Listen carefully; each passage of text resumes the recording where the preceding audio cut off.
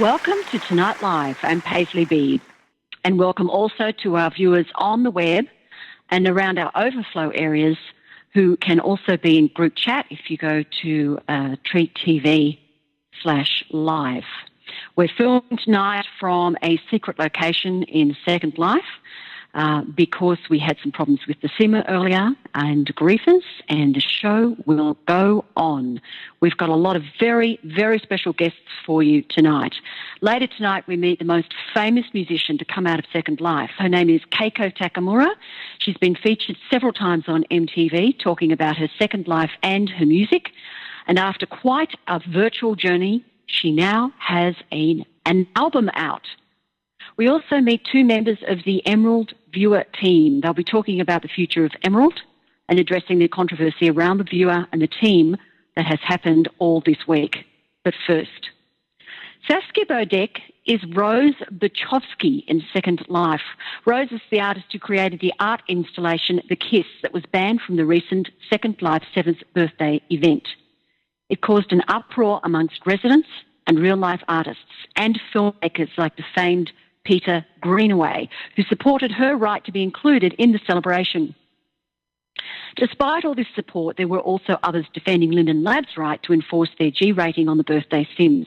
A video of her installation, The Story of Susa Bubble, which was banned, was shown this year at Mama Machinima International Festival and also presented at the World Expo in Shanghai this year, both PG events. Welcome to Tonight Live, Rose.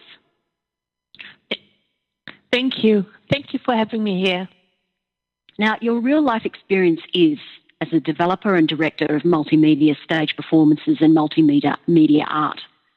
Your art installation here in Second Life certainly is mixed media with prim work, multimedia art textures and music and narration and movement. How different, similar is this artwork from anything you've ever done before?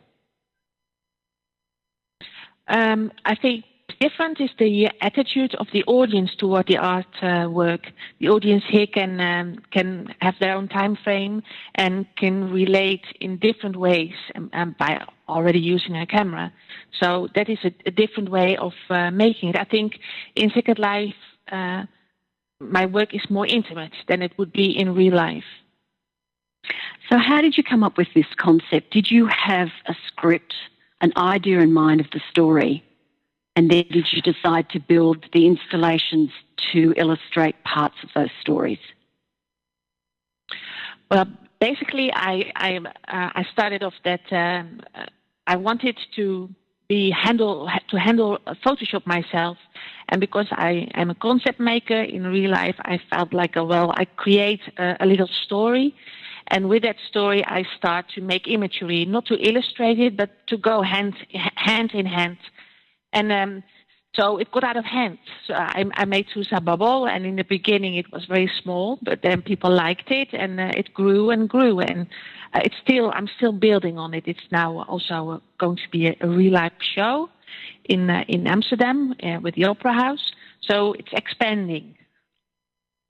That's a wonderful thing to happen. A real life show based on your story and the work that you've already done. It's been filmed, I've noticed also. There's some machinima out there, different parts of the story as well. Will you be doing more of that? More machinima? Yes. Well, I have made myself one machinima, and others made some machinimas about the Susa Bubble story. And now we're going to make a real-life event for the Polish Science Museum in Warsaw. And Susa Bubble will be the narrator in that story, and now we are filming that machinima. So that's going to be a big show of 45 minutes. Where did the story come from, Rose? The Susa Bubble story is my story. It's born in my head, and it's developing. I think I wanted to teach my daughter to explain her about religions and how people relate to each other, and that we all have somewhere a dark side inside of us, and how we deal with it by ignoring it, or by letting it coming out, or by confronting it. And these elements I put in the story, and also how the Susas are dealing with conflicts. They try democracy, they try tyranny, But they cannot get into a balance with each other. So it's a story of the deep dark inside of us, and if we learn and we have some knowledge when we wake up the next morning, will we do better? And so it's about that edge. Tell us how you came to have part of that installation, and the first picture in this series illustrates it at the Second Life birthday celebration. I was pointed out by someone that it was the Second Life birthday, and I always sort of not part of these events. I have a sim where I show the Susa Bubble story, and I got in showcase, and then I thought, well, it would be nice if I can get in there. So I asked Courtney if she could give me still at a very late stage a spot, and she did. I gave her all the information. I told her also about my video and to come to my sim to look at it. And so that is how it started. They gave me a spot, and I built there the KISS, which was already existing. Mm. Did you have to agree, or was there any documentation to say that it had to be PG? And did you feel that it was PG? Well, to be very honest, I never really look at these ratings of the sim. I find it silly that is, because everyone who is entering into Second Life has to be an adult. And I also never ever thought about that my artwork would offend people or that it would be under that rating. And I still think it is really bad behavior that they just rejected me like this. Were you made aware of the fact that it was a PG sim at any time? You say No. that you didn't look at it. Did somebody actually tell you that? Was there somewhere that you had to fill in details that made it clear? Well, there's a ruling. When you get into this celebration, you have to visit a website, I believe. I'm not digging into my memory. And therein are the rules. But it really never crossed my mind that I was crossing these rules. And I also invited someone over before I put the KISS down, one of the moderators of the celebration, to look at my installation because I was afraid that one of the trees was hanging over. So it was not even about the content, and she saw it and she said, "Whoa, that's very beautiful, you're good." And that was lovely, you put it down. So they've seen it before I even put it down. But then some of the moderators, got offended by the nipples, and it was rejected. The representation of Susa Bubble, how old is that child supposed to be?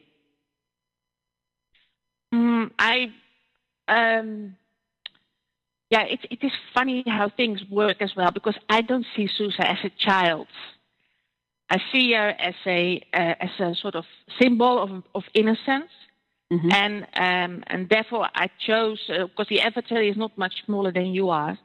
And so it is more also the voice and everything I gave her, that it is more a symbol than I made her a child, because also now in the machine where we make for Poland, we really watch out that it doesn't become childish. I don't, because then she loses her strength.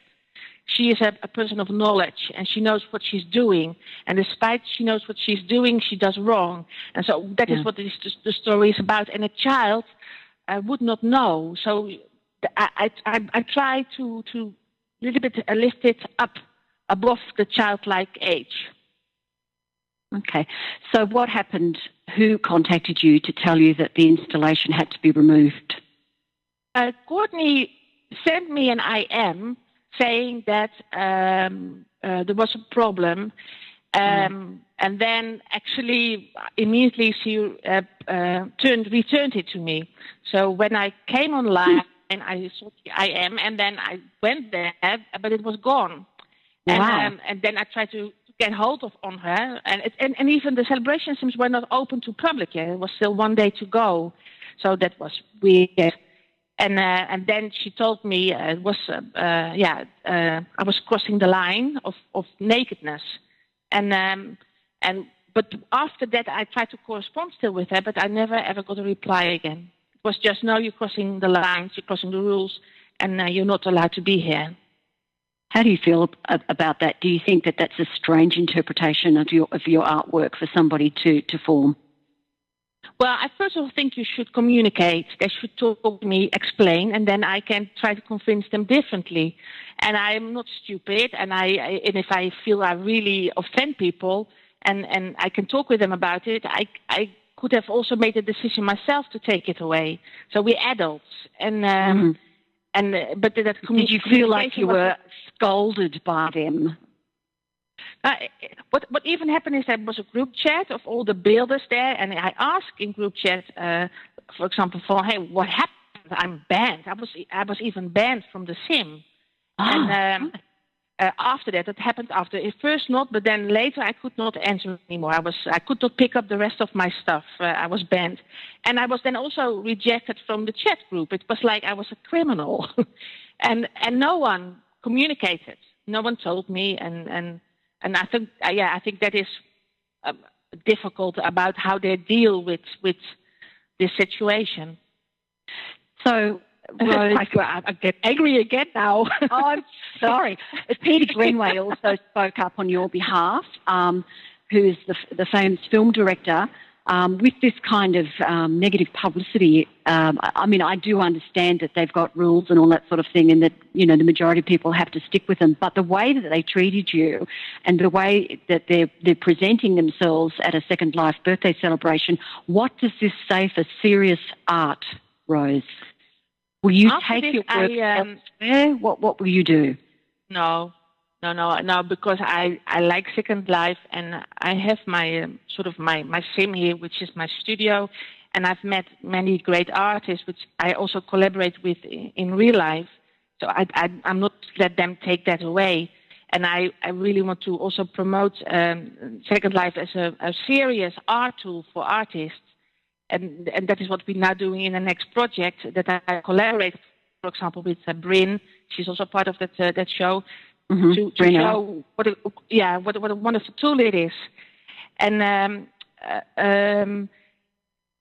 but after this, I because the European office of Linden is in Amsterdam, and I met Catherine Linden to have a chat about it, and I realized in that chat, that was actually for me a big resolution, that the art is not important for Linden. It is important to get more clients. And it's important to have good hair makers, because people who come in want to look sexy, and they don't care really about art in Second Life. It's a big thing to say, but that is what I felt. They do sponsor us now with 2 Sims for the project we are doing now as a crossover from Second Life and Real Life. But then it stops. Nothing else happens, and even that is already very difficult. So I feel I want them to stop me making this art, because I like the animation of Second Life, and I think it's really, in spite of the fact it's not perfect, for my art it is perfect, because it makes people work to look at it. And also now when we work on a workshop project, we have beautiful imagery, and I work with great people also who really make it. So I'm delighted to be here, and they will not destroy my fun. Thank you for being our guest on Tonight Live, Rose. I recommend people go out to your sim and see it. There's so much content out there.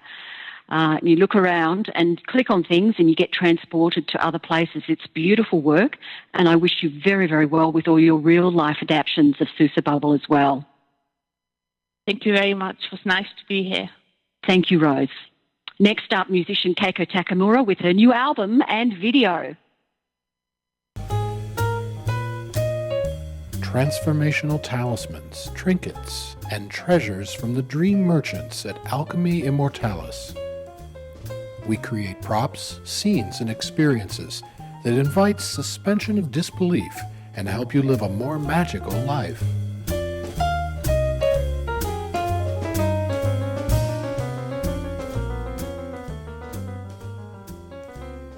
Learn Spanish at Instituto Español, the Second Life leaders in Spanish language education.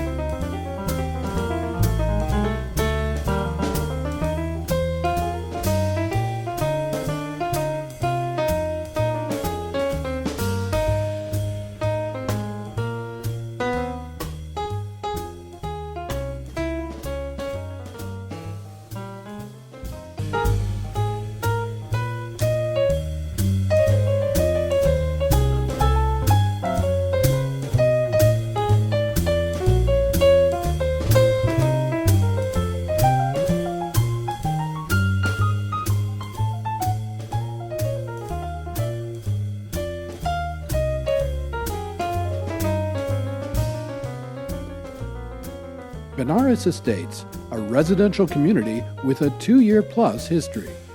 Tier only, estate rights, and great managerial service. Benares Estates.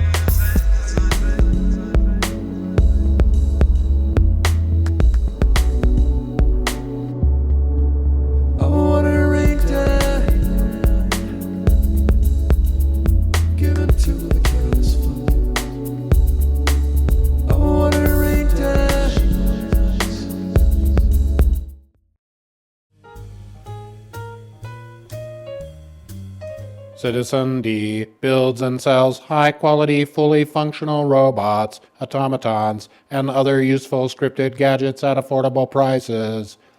Visit their beautiful flagship store located on Route 1 across from the famous Moore Mall, sign in historic Moore Mall. Keiko Takamura is that cute real-life avatar on all the Second Life ads that say become your avatar. Keiko has been featured on MTV several times. However, Keiko almost never sang in public before she sang in Second Life. She now has her own band, the Shebangs, and she's just released her first album. Let's take a look at her new video for her new song from the album Keiko Takamura and the Shebangs. This is called Grayscale.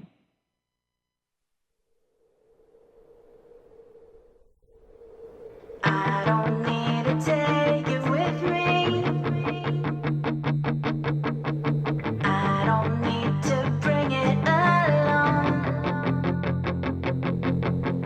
I don't need a help reminder how everything that could have gone wrong went wrong.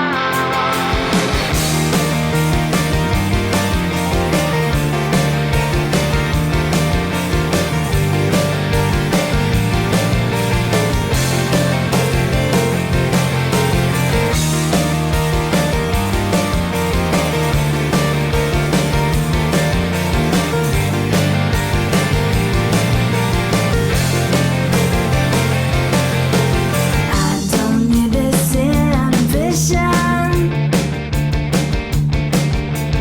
I don't need to freeze in my tracks. Living with my own suspicions. There's no need in bringing it back. In fact, let's have a one credit. Looking at my pay scale.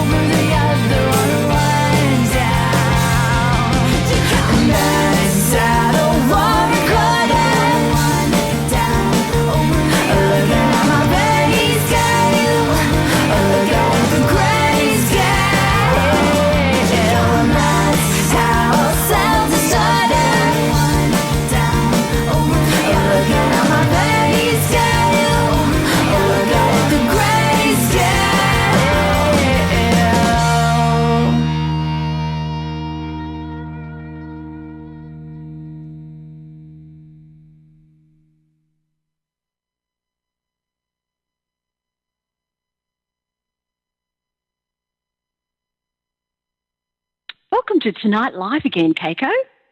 Hey, Paisley, it's great to be here. It's great to have you here. Keiko, tell us how you got from being a shy, introverted singer on Second Life to auditioning for a band for your very first album.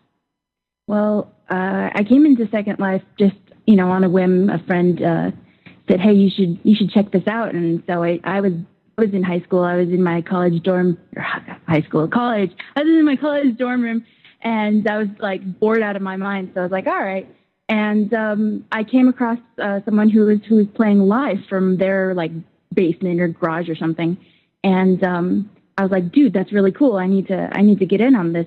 So I did that, and I guess it just kind of caught on with me. It was a lot easier than going out maybe to like bus stops or subway stations and trying to like busk and getting ignored by people. People actually really gave me a lot of encouragement and said, you need to keep playing and keep doing this because, we really like your stuff. And I never believed them, but, it's always nice to hear those words. So is it true that before you came on Second Life, you hadn't really sung in real life? That's exactly true. I played for my friends at lunch break, and that's about it. How did MTV feature you? How did they get hold of you? Well, actually, let's see.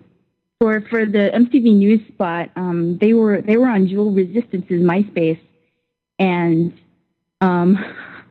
they found me her friends list. And then for the MTV True Life spot, they had a casting call, and that was like in note card form. Someone dropped a note card on me, and I responded to that, and yeah, you got the gig. What happened after that? How did people react? Like, how did you were still in college at the time, I think, and how did people react to you after that all broke? Afterwards, I got a lot of MySpace friends, and I got a lot of Second friends, and that's about it. I mean, and then I get recognized in like, the checkout stand at the grocery store or at the bus stop or whatever. But it's not all glamorous as you might think. I mean, it's a documentary, and it's like a reality show, So and they were focused on pinpointing me, like kind of pigeonholing me into this stereotype of, a nerd who goes on Second Life because she doesn't have a first life, sort of thing. And it was a constant power struggle between me and the producers. I got into like a screaming, crying fit with them because they kept on asking me really pointed questions, trying to steer the narrative into this, preconceived, story that they had in mind. And I didn't want them to skew my life in that fashion. Did you feel that they'd done that when you watched it back in the editing and the way they presented it?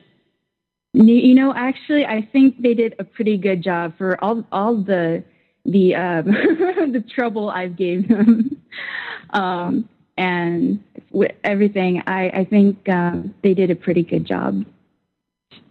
And so now, of course, you can stick to them because you're now working a lot in real life. That's right. That's another part of the success story. So you decided to create a band. Yes. I moved to San Francisco, and I got on Craigslist, and I just picked a bunch of random people who said they could do it, and then I just kept on keeping on. And then the album. Now, you came onto Second Life and asked people to support you on the album. Can you talk a little bit about that and how that went for you?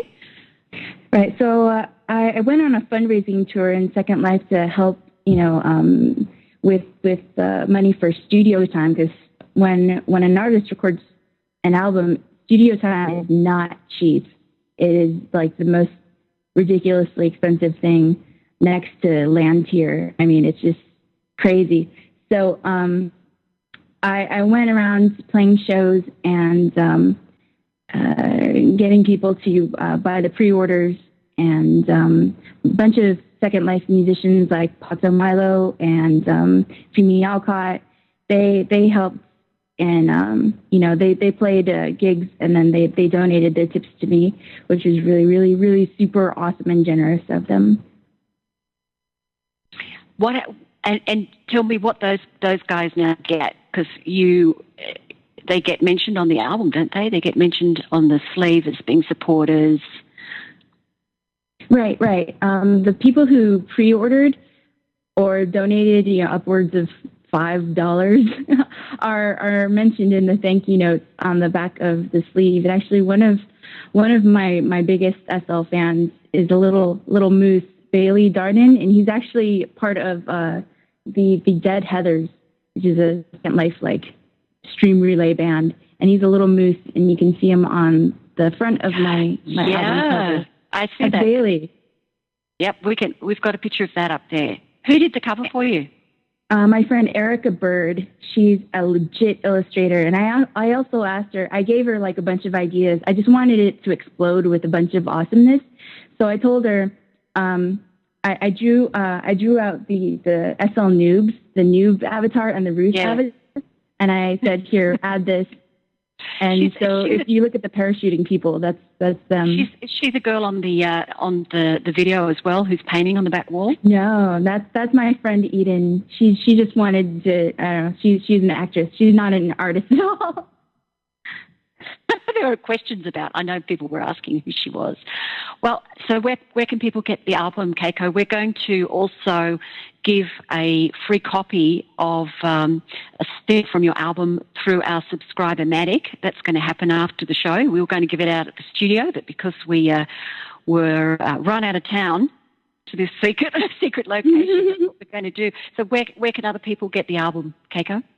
You can go to keikotakamura.com or keikotakamuraandtheshebangs.bandcamp.com. And I just want to say, Paisley, that this is my second time on your show, and I'm always so impressed by how professional you and your staff are. And you guys are just amazing. I have not heard about this Emerald Gate since until maybe yesterday. And it's just, oh my God, it's rabid. The people got little prim pitchforks and torches. It's scary. So best of luck to you for this next segment is all I want to say. Thank you so much, Keiko. I really appreciate that. And keep in touch, because I'm following your story very closely. It's a wonderful story, and I'm so proud of you that you're doing what you're doing and going out and singing live, because I know how nervous and shy you were when I first met you. It's just wonderful. Congratulations. Thank you. Thank you. Stay watching. Emerald team members Arabella Stedham and Jessica Lyon up next. Transformational talismans, trinkets, and treasures from the dream merchants at Alchemy Immortalis. We create props, scenes, and experiences that invite suspension of disbelief and help you live a more magical life.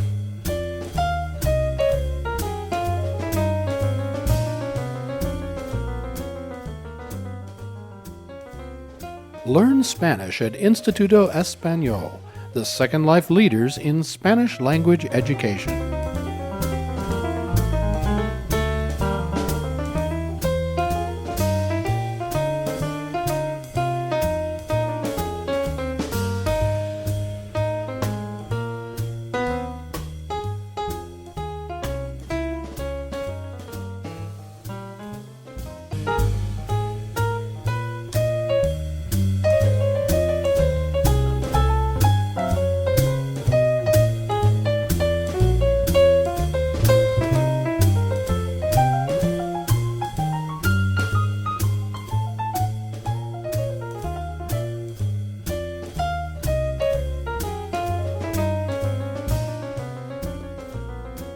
Benares Estates, a residential community with a 2-year-plus history. Tier only, estate rights, and great managerial service.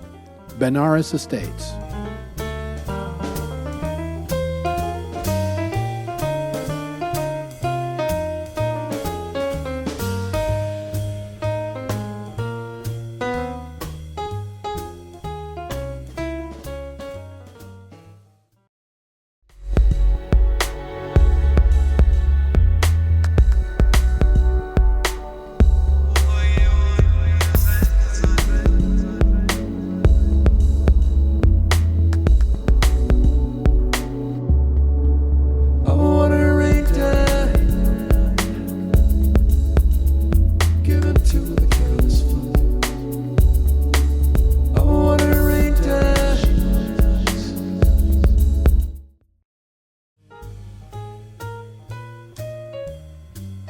Citizen D builds and sells high-quality, fully functional robots, automatons, and other useful scripted gadgets at affordable prices.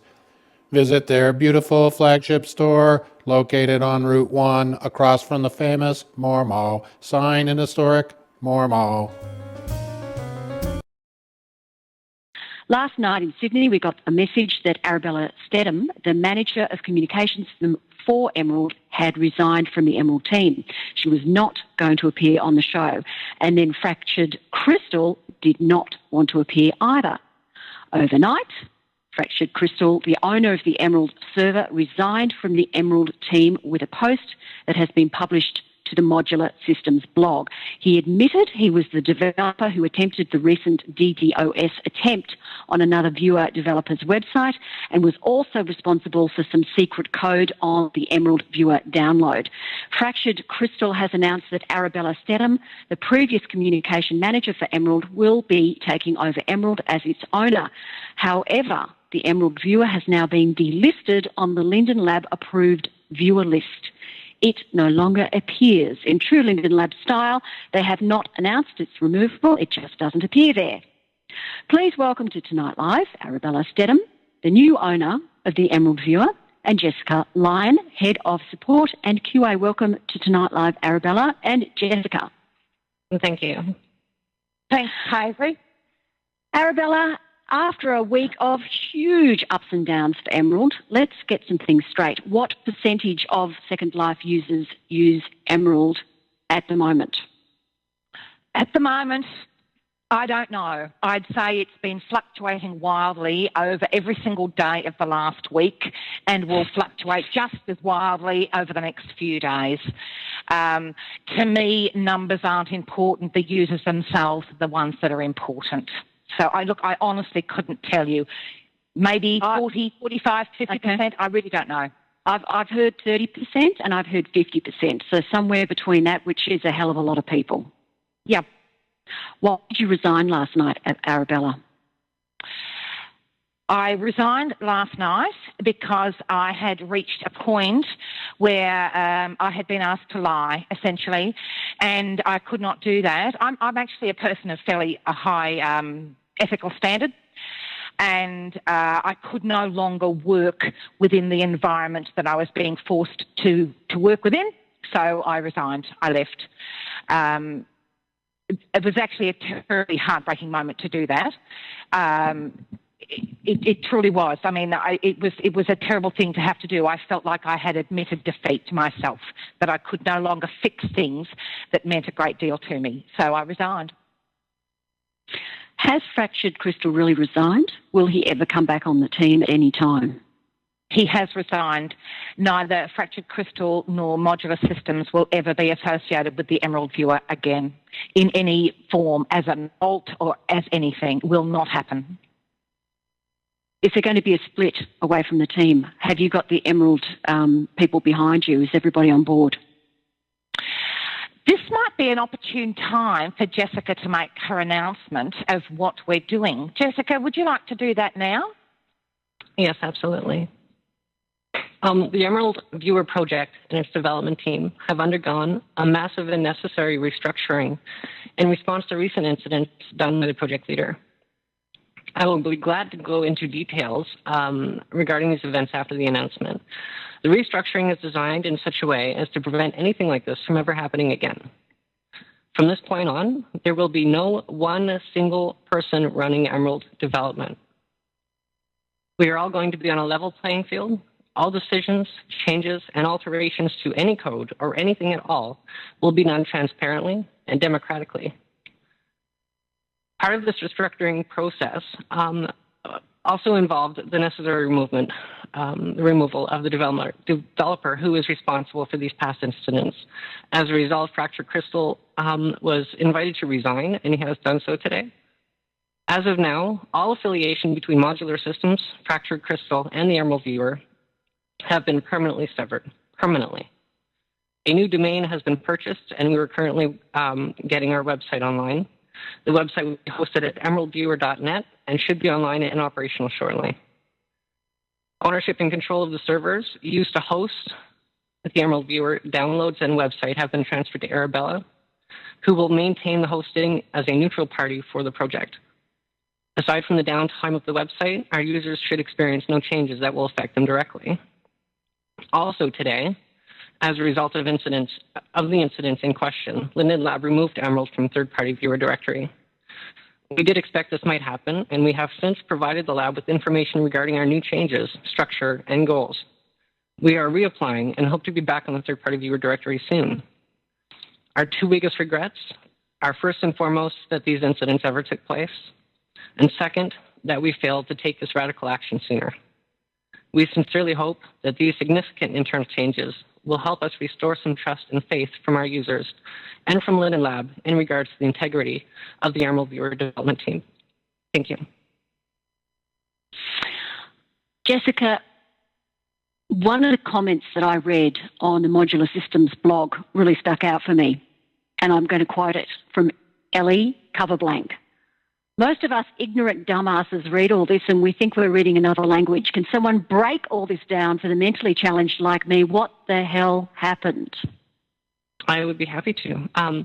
Would you like me to go into detail with the three primary incidents that have happened? What I'd like you to do is to explain it to dumbasses like me, because there are, as we've just established, a lot of people use Emerald, and a lot of those people don't know anything has gone wrong, and they probably will never know, but there's the responsibility to those people. First of all, Lord Greg, the secret code, what was it? Why was it put in there? How was it going to be used? And has it really gone? Okay. Regarding the emkdu.dll, this is a codec. It's a driver, and it helps to improve viewer rendering. Mm-hmm.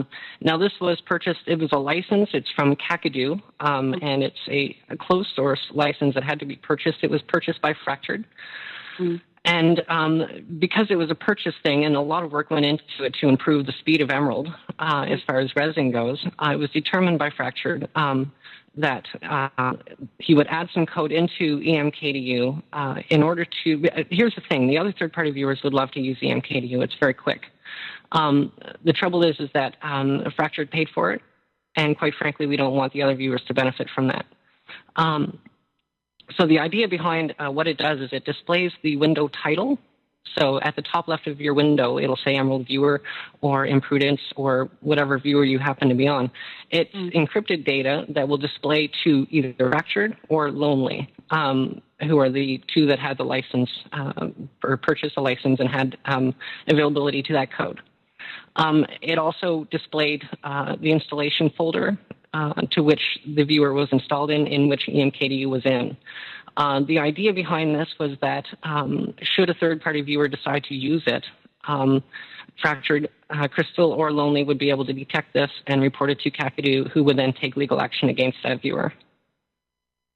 Now, the data, as far as it is right now, there's EMKDU in trunk, which is our current base that we're working with. All encryption has been removed, and all data that was being used and sent has been removed.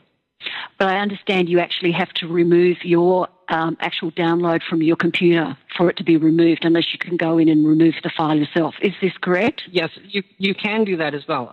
In fact, EMKDU is similar to what Linden Lab uses, which is llkdu.dll. And in fact, if users wanted to, they can delete EMKDU from the Emerald installation. And using a snow globe or even a 1.23 Linden Lab client, they can take the LLKDU and replace it. And launching Emerald will then launch it through the LLKDU, and none of that data will be displayed. But for the dumbasses like myself, probably the easiest thing is to put it in your trash if you're on Mac, or uninstall and reinstall. Does this, Jessica, mean that things are going to be slower on the Emerald Viewer now? Are things going to res slower because this has now been taken off? If EMKDU is removed, things will render somewhat slower for people, yes. Our next beta that we will be putting out will have the clean EMKDU. We may even host EMKDU as a download for people who can simply extract it to their viewer installation folder, and it will overwrite the one with the data that's on it. What kind of risks were users at with this code in the program? Well, the risks were, and I'll say this too, is that very few of the developers actually knew about this code until fairly recently, which is when it was removed. And I was one of those. Basically, the trouble is that on Linux and Mac, and I don't know much about Linux and Mac, but on Linux and Mac, apparently it would display the installation path, the full path, which would be the C drive and possibly the computer's username. So Fox went in and he fixed that on Linux and Mac. So it would not display that path. It would only display the installation folder. And but by mistake, he never thought to check Windows, because most people, the default installation directory for Emerald is C program files, Emerald Viewer. And so there would never be a username in there. But apparently if some people installed to their desktop, it would in fact display their username. And this is in part why everything was removed now. Okay. That would have been that Fractured Crystal was the person that was responsible for this, and you said that hardly anybody on the team knew about it. Why did he keep it a secret? Because he knew that we would fight for it and fight over it. Okay. The second part of the drama that happened this week was the attempt at a DDoS. Now, Arabella, you did come on and say it wasn't a DDoS because it wasn't successful, which seems to be splitting hairs. The fact that it didn't actually crash the website that it was aimed at doesn't make it any less illegal in a lot of other countries. What would you like to say about that now? Okay, I'll tell you a series of events that happened. Saturday morning, my time, which is probably, 21 hours Friday. ahead of Second Life time. So that would have been Second Life Friday. I woke up at 6 a.m, staggered downstairs, bleary-eyed, and I've got this bombardment, and I said, oh my God, what am I? I've got to write something. I have got to put out something to tell people what's going on. Tell me what happened. I don't pretend to be a dev. I'm not. I never have been, and I probably never will be. And I asked a couple of people, tell me what happened so I can write this post. And I relied on what I had been told. And it's as simple as that. So I suppose my excuse is ignorance, one, and trust, two. When you say you relied on what you'd been told, are you saying Fractured Crystal lied to you? I'm saying I was misled, grossly misled, and I would say deliberately misled. The people that I sought information from, they knew damn well that I don't have that technical expertise. So I wrote what I thought was a fair assessment. I mean, what was the point of writing a lot of nonsense that it makes everyone look stupid? I did not want to write a lot of nonsense. My primary concern all the way down the line was the effect on the users whose trust had been abused. Myself being one of those users, by the way. Arabella, as the caretaker now of Emerald, though, and you say that you're not a developer and that you were hoodwinked, how can people now trust that will not happen again? Part of what we're setting up and what we're trying to reset up now is an organisation that is crystal clear, and I don't mean that to be a pun at all, but absolute clarity of process, of organisation, of methodology. I would be more than happy for any Lyndon to pop in and say, let's just have a look over that, see what's going on. Yep, sure, guys, come in, have a look, tell us what you think, tell us what you don't like, what you do like, whatever. This is a product that's for the users. There is nothing to be gained. I can tell you, the devs that put in endless hours of work for nothing, because nobody gets paid with this, There's nothing in it for them to just do it for the hell of it. This is done for the users. We want a product that people are going to have faith in that they're going to want to use, simply because we want to make this experience the best in this incredible environment that we possibly can. Why doesn't Emerald make money out of it? Can't you even, could you sell advertising, for instance, in the login page? Look, there's been various discussions. I tell you what, at the moment, that's like way down the bottom of the list of thousands of things that have priority. I don't know. That's not a priority for me. I could answer that. Yes, Emerald has the potential to earn, to generate a lot of income. We're not interested in money. We don't do it for money. Although we could make money from it, we would never charge our users for it.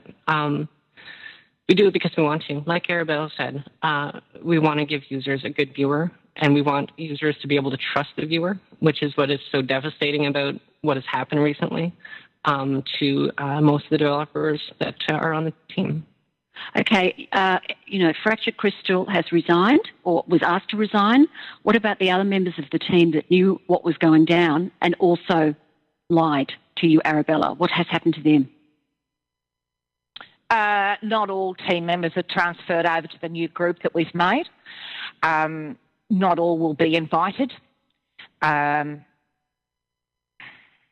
you 100% sure that the people that have come over to you were not involved in any of that action and won't be involved in anything like that in the future? Yes, absolutely. I can't work. I personally can't work in an environment where I don't have faith in my colleagues and I don't have trust in my colleagues. Once you lose that, there's nothing left. There's absolutely nothing left. And that was the reason I resigned last night. Will you have an open list of whoever is involved in the development of the Emerald Viewer? Yes. When will that be published? When we've got it finalised, when we've got something we're working like crazy. People have just not slept the last 24 hours trying to get this thing up and running as fast as we possibly can. And as soon as we have something to give people, to tell them, we will tell them. Will you be announcing your real-life name? Will there be anyone on the team that will be accountable in real life for the Emerald Viewer? I will be accountable to Linden Lab. I will be accountable to the for the domain. I will be where it is necessary. I will be accountable. But I can tell you what, Paisley, after the incredible abusive assault I have been through on a personal level in the last 24 hours, I will not be giving my name out to people in Second Life because there is no need.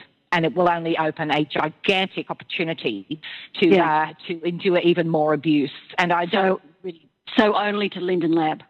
Linden Lab know my name. They know damn well what my name is. And the people that need to know will know. Absolutely. Okay, you have announced recently this week also that you have 2 ex-Lindens that have joined the Emerald team. Data Linden, as he was known, and also Carl Linden. Have they agreed to come across with you? I personally haven't had contact. You've got to remember that this has just been going non-stop the last 12 hours. Vortex, I would hope so because he was great with support. Carl, I really don't know. I can only hope. I haven't had personal contact with either of them, so I cannot tell you. As I said just a minute ago, as soon as we know concrete things, we will let people know. So what do you propose to do in practical terms to reassure the users that if Emerald does get back on the accredited users list that Linden Lab put out, that they can trust that they will not be taken advantage of again? They won't be put into a position where their bandwidth and their logins are ever going to be used in an abusive fashion again. A fair bit of this, I guess, is asking people for their faith again and their trust again. This is up to people to volunteer that, and I understand fully if people say, no, I've had enough, I don't want to go there again. I do fully understand that. However, I think once and if, it's because it's not guaranteed, if we go back on the directory, that should be a vote of confidence from Linden Lab.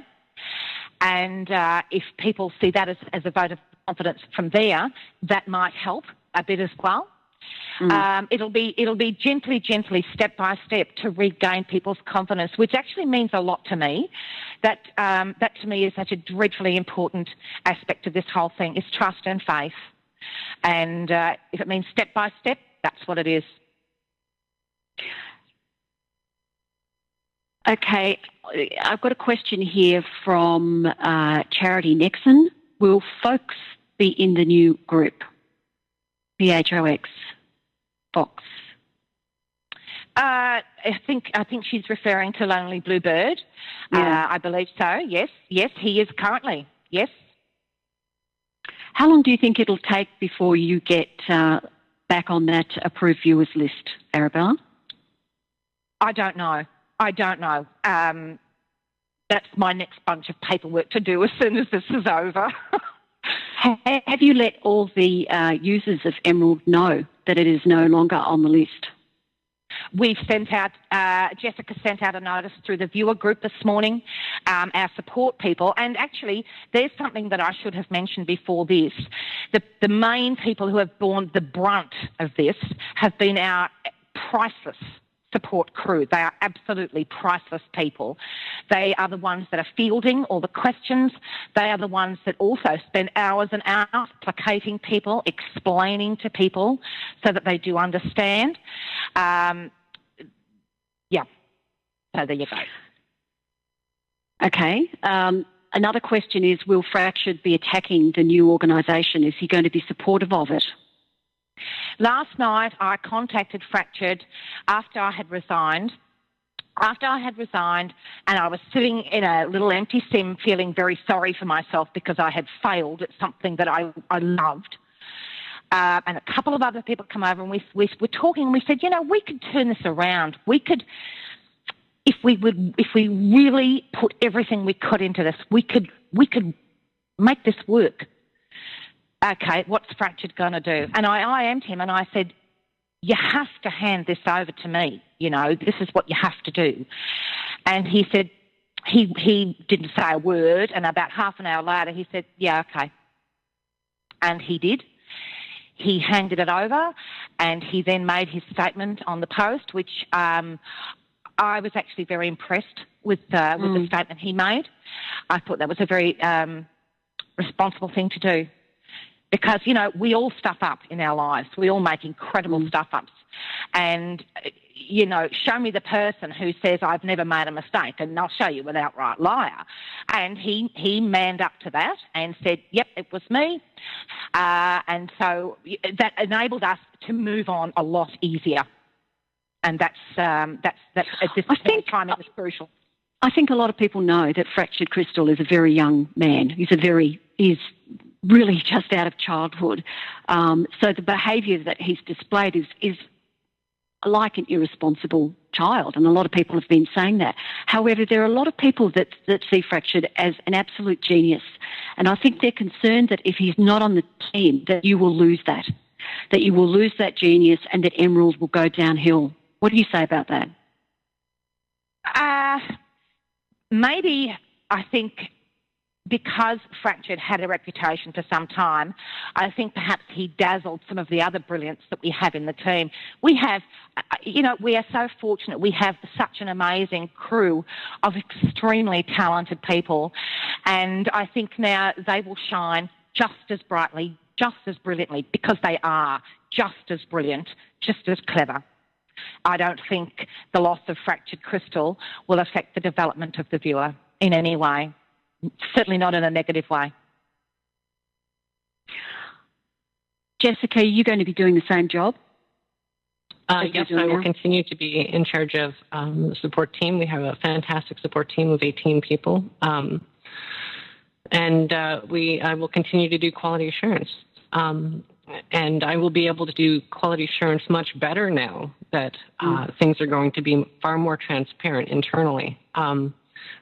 Things like changes to the login screen, for example, which was the whole DDoS incident, will not go unnoticed. Any changes that are done anywhere in the code, anywhere at all, is going to be seen. Any activity is going to be double-checked. So I'm hoping that my job will be a lot easier. And quality assurance is also involved keeping track of our bug JIRA, as well as user input. And I will continue to do that. What would you both like to say to the Emerald users out there about using the viewer now that it's off the list? What kind of risks are they putting themselves at, and what would Linden Lab do? I'll address that. Emerald Viewer is not on the third-party viewer directory right now. That doesn't mean it's a banned viewer, and it doesn't mean it's a malicious viewer, and it doesn't mean that you're not allowed to be using it. The rule states that you're not allowed to be on a malicious, non-third-party viewer. Emerald is not malicious. And certainly, as far as the DDoS thing, that was unacceptable, unforgivable.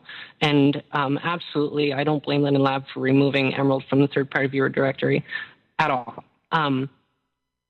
But that has been removed, and Emerald continues to be the same viewer.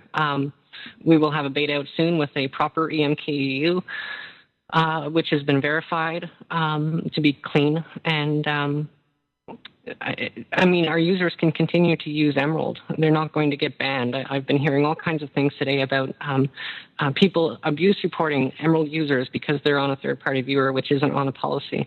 I think people forget that the third-party viewer policy directory is a volunteer thing. Viewers volunteer to be on that list. It's beneficial to the viewer to be there because it shows that Linden Lab somewhat trusts and stands behind that viewer to an extent. Not being on that directory, though, does not mean that Emerald is suddenly a griefer client and, Linden Lab is going to ban you. I don't see that happening at all.